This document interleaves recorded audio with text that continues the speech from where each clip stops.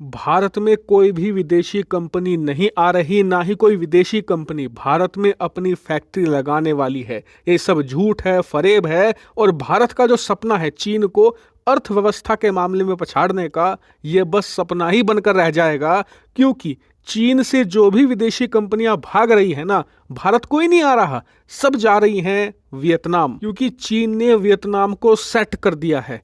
चीन अपने देश से भाग रही कंपनियों को कह रहा है कि तुम सब भागना तो चाहती हो, चली जाओ, कोई दिक्कत नहीं है, लेकिन भारत मत जाओ, सब की सब जाओ वियतनाम, जो कि हमारा पड़ोसी देश है और वहां पर भी कम्युनिस्ट सरकार है। जी हाँ, आपने ये सब बातें पिछले 4 सालों में यानी कि कोरोना काल के बाद से खूब सुनी होंगी। जब जब ये खबर आती है कि जी फलानी कंपनी भारत में अपना प्लांट लगाने जा रही है, एप्पल भारत में अपनी फैक्ट्री लगा रही है, तब तब भारत के अंदर ही कुछ जयचंद छुपे हुए हैं जो ऐसी बातें बड़े बड़े अखबारों में छापते हैं, बड़े बड़े न्यूज़ चैनल पर जाकर बोलते हैं कि कोई भारत नहीं आ रहा, ना ही कोई फैक्ट्री लग रही है, सब के सब वियतनाम जा रहे हैं। और वियतनाम भारत को अर्थव्यवस्था खास करके जीडीपी ग्रोथ के मामले में धूल चटाने जा रहा है। तो खैर, ऐसे जयचंदों के मुंह पर आज तमाचा लगने जा रहा है, क्योंकि उसी वियतनाम का जिसके बारे में कहा जाता था कि वो भारत से फैक्ट्रियां छीन लेगा, भारत को अर्थव्यवस्था के मामले में पछाड़ देगा,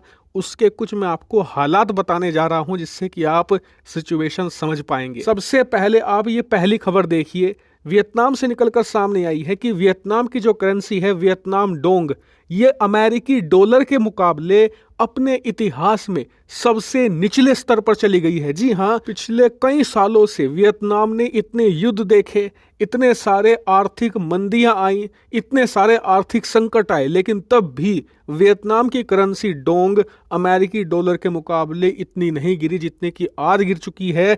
लिटरली अमेरिकी डॉलर ने इनकी करेंसी की कमर तोड़कर रख दी है। इसका कारण क्या है? इसका कारण है वियतनाम का पॉलिटिकल क्राइसिस। जी हाँ, वहां पर कम्युनिस्ट पार्टी की सरकार है, एक ही पार्टी होती है, कोई चुनाव वगैरह नहीं होते। लेकिन हाल ही के कुछ सालों में वियतनाम की कम्युनिस्ट पार्टी में फूट देखने को मिले है, आंतरिक कलह है। और इसी का परिणाम यह है कि हाल ही में इनकी कम्युनिस्ट पार्टी की जो पोलित ब्यूरो है, यानी कि जो इनकी हाईएस्ट अथॉरिटी होती है, जिसमें सबसे एलीट मेंबर बैठते हैं कम्युनिस्ट पार्टी के, उन्होंने अपना नया राष्ट्रपति चुना था।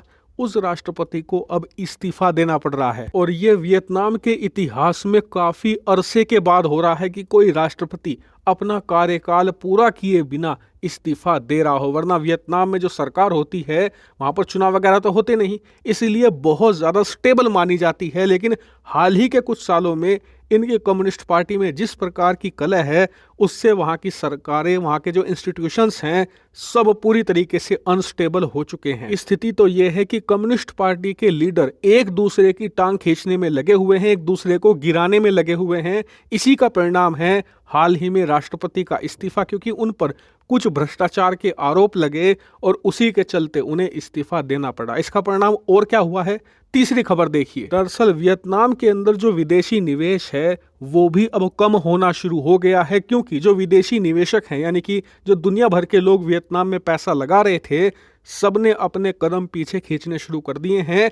क्योंकि जो इन्वेस्टर होते हैं वो उसी देश में पैसा लगाते हैं जहां पर पॉलिटिकल स्टेबिलिटी हो। इनकी कम्युनिस्ट पार्टी में जिस प्रकार के झगड़े हैं, जिस प्रकार की कलह है, और राष्ट्रपति का इस्तीफा दशकों के बाद जिस तरीके से हुआ है, उसे देखते हुए निवेशक अपना पैसा निकाल रहे हैं वियतनाम से। इसी वजह से इनकी जो करेंसी है डोंग, वो डॉलर के मुकाबले धराशायी हो चुकी है। बात सिर्फ यहीं तक सीमित नहीं है। दरअसल वियतनाम एक छोटा देश है, और जो छोटे देश होते हैं, अगर इनमें आप छोटी सी इन्वेस्टमेंट भी कर दो तो इनकी जो इकोनॉमी होती है उसकी ग्रोथ डबल डिजिट में चली जाती है, यानी कि 10-10% के पार चली जाती है। इसी वजह से वियतनाम की जो हाइप थी अब से 2-3 साल पहले तक, वो बहुत ही ज्यादा जबरदस्त थी। कई बार तो वियतनाम को एशिया का अगला ब्रिटेन और फ्रांस तक कहा दिया जाता था कि इससे ज्यादा विकसित देश एशिया में कोई नहीं होगा और ये एक इकोनॉमिक जाइंट बनेगा। और इसीलिए वियतनाम में काफी इन्वेस्टमेंट भी आया।